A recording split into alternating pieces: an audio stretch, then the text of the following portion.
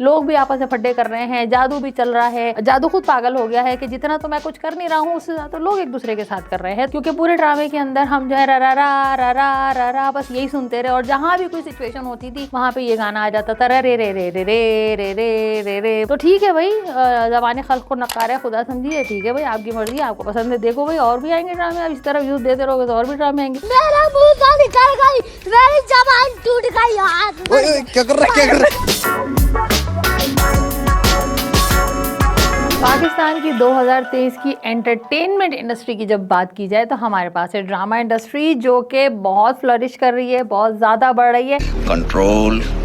बहुत सारे ड्रामे आपने देखे, हमने देखे, सबने देखे, बहुत सारे ड्रामे ऐसे थे तो अपने दिमाग के अंदर रिवीजन शुरू कर दीजिए और देखिएगा आज का पूरा प्रोग्राम कि कौन कौन से ड्रामे हिट लिस्ट पे रहे, कौन से ड्रामे जबरदस्त थे, कौन से ड्रामे बहुत फ्लॉप थे, कौन से ड्रामे बहुत बेकार थे लेकिन फिर भी हिट हो गए, और आपको कौन सा ड्रामा पसंद आया, हमें कौन सा ड्रामा पसंद आया और कौन सा ड्रामा ऐसा था जो किसी को पसंद नहीं आया और बिल्कुल बेकार रहा। तो चलिए चलते हैं, आज का प्रोग्राम शुरू करते हैं और आप लोगों के साथ मिलकर जरा रिवाइंड करते हैं कि आज इस दफा कौन कौन से 2023 के ड्रामे जो थे वो अच्छे, बुरे या बिल्कुल ही बेकार रहे।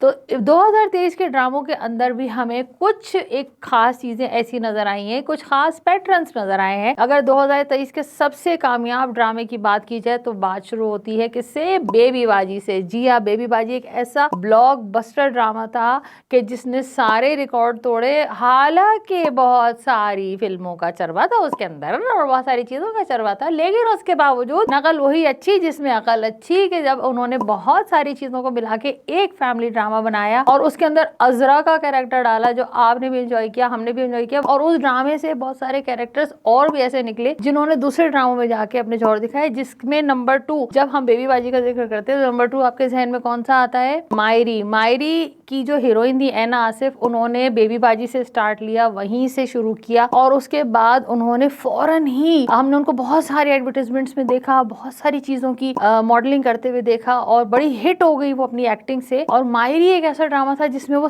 एज अ सेंट्रल कैरेक्टर जो थी वो आई उसके अंदर एनी के किरदार में, और फिर हमने एनी का किरदार डेवलप होते हुए देखा। जो उसकी एंडिंग की गई थी दैट वाज वेरी एब्रप्ट, बहुत जल्दी में, ऐसा लग रहा था कि बस राइटर लिखते लिखते थक गए थे, उनका बस भाई बहुत हो गया, मैं थक गया लिखते लिखते, बस मैं बंद कर रहा हूँ, बस अब हो गई एंडिंग। तो जल्दी जल्दी जल्दी जल्दी हर चीज जो है ना लपेट लपाट के, जिस तरह एक पान वाला पान लपेट के आपको खिलाता है ना, वो जल्दी जल्दी लपेट लपाट के जो है ना वो कहानी जो है वो आपके दिमाग में फीड कर दी गई और उसके बाद मायरी को वाइंड अप कर दिया गया। हालांकि वो अच्छी एंडिंग भी हो सकती थी। तो इस तरह से मायरी एक बहुत अच्छे ड्रामे की बड़ी अजीब सी एंडिंग की गई। तीसरे अगर हम ड्रामे की बात करें जो बहुत जबरदस्त था, बहुत नहीं जबरदस्त तो नहीं था, हिट बहुत हो गया, जिसका नाम था डस्टबिन नहीं सॉरी तुमबिन। तुमबिन एक ऐसा ड्रामा था कि जिस बहुत ज्यादा हिट हुआ और उसके हिट होने की वजह ना राइटर को समझ में आई, ना डायरेक्टर को समझ में आई, ना हमें समझ में आई, क्योंकि पूरे ड्रामे के अंदर हम जो है रा रा रा रा रा रा रा बस यही सुनते रहे और जहाँ भी कोई सिचुएशन होती थी वहां पे ये गाना आ जाता था रे रे रे रे रे रे रे रे रे रे, बस यही चलता रहता था। और उसमें जो यमुना थी वो हवन्नक हवास बाख्ता खड़ी रहती थी, वहां जली जो थे वो अपनी बड़ी बड़ी चादरों की बगल मारते रहते थे, कभी इधर कभी उधर। जहाँ लगे उस ड्रामे के अंदर चादर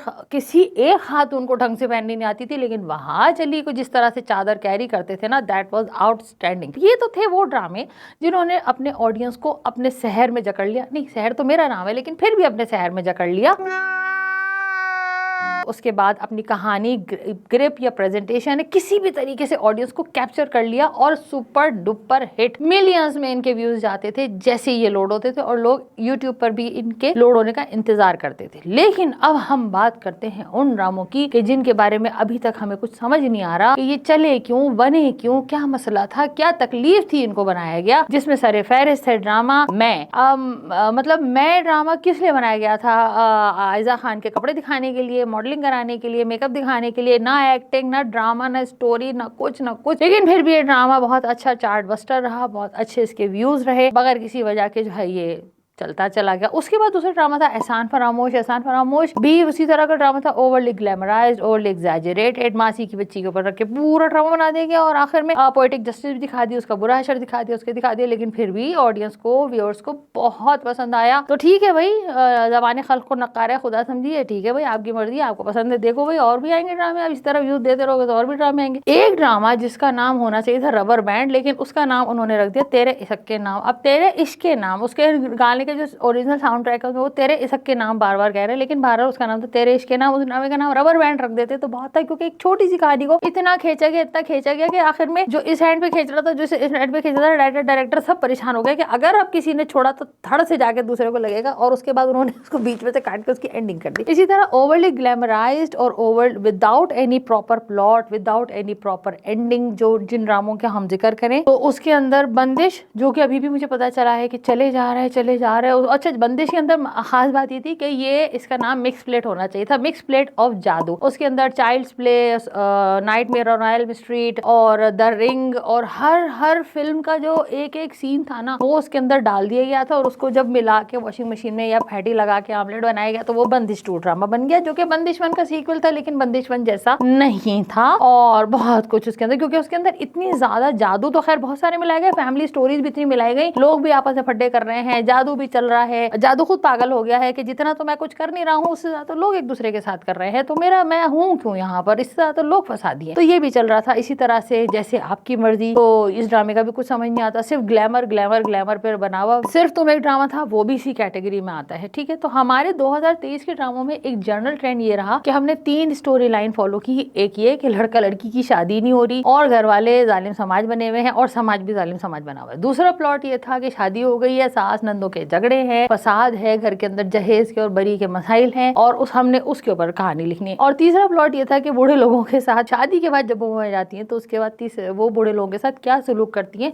तो 3 स्टोरी लाइंस को फॉलो करके राइटर्स के पास डायरेक्टर्स और प्रोड्यूसर्स पहुंचे कि भाई ये 3 कहानी है, अब बता दो इसमें से क्या लिखना है। तो राइटर ने कहा I am want to pick this one, और फिर उन्होंने उसके ऊपर कहानी लिख दिया, और उसके ऊपर बड़े बड़े स्टार कास्ट ले ली गई, बड़े बड़े प्रोड्यूसर्स उसके ऊपर पैसे लगाने को तैयार थे, क्योंकि स्टार कास्ट बड़ी होगी तो पैसे ज्यादा आएंगे, पैसे ज्यादा आएंगे तो ऐड ज्यादा मिलेंगे, ऐड ज्यादा होंगे तो माल ज्यादा बनेगा। तो इस तरीके से हमारी ड्रामा इंडस्ट्री ने अपना 2023 का साल खत्म किया। अभी भी कुछ ड्रामे हैं कि जो बहुत अच्छे चल रहे हैं, और कुछ ऐसे हैं जो बस पता नहीं क्यों चल रहे हैं। तो हम उम्मीद करते हैं कि 2024 के अंदर थोड़ी सी क्रिएटिविटी ज्यादा की जाएगी, और मजीद अच्छे ड्रामों के साथ, मजीद अच्छे प्लॉट्स के साथ 2024 को हम वेलकम करेंगे। तो उम्मीद करते हैं कि हमारा 2023 का ये रिव्यू आपको अच्छा लगा होगा।